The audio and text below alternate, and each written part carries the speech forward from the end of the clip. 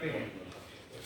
ये जो हिंदुस्तान का एक रवैया है कि हमेशा उसने ये कहा जो हम एक उन्होंने पहले सुप्रीम कोर्ट बार एसोसिएशन ने उसमें ये किया कि दोनों ममालिक इंडियन जारियत के खिलाफ दोनों इजलास। ममालिक की जो नेगोशिएशन है उसमें भी टेबल पे बैठने के तैयार नहीं है। जब तक आमतौर पर हम अपना देखते हैं कि कोई डिस्प्यूट हो दो शख्सों का, दो इंसानों का, दो मुल्कों का, तो जब तक मदाखलत तीसरे मुल्क की नहीं होती वो मामले हल नहीं होते। लेकिन उसने ना इसको मामले को हल करना है, वो लेगुलर से काम लेता है और एक उसने अपना कश्मीर को एक अपनी कॉलोनी बनाया हुआ है जिसकी हम भरपूर मजम्मत करते हैं।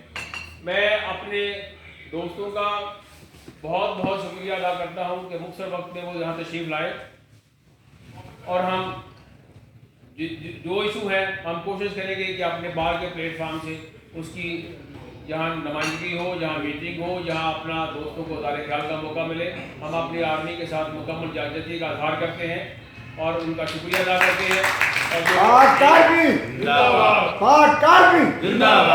और ये बात दोस्त जिस तरह भी एक बात हुई कि फ़ौज का हमारे दोनों ममालिक जो हैं वो एटमी ममालिक हैं, जंग का खतरा नहीं है, तो भाई जो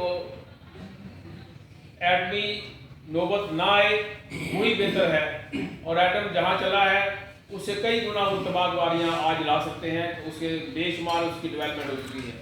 दो जंगें मैं खुद अफेक्टिव हूँ, 65 का और 71 का।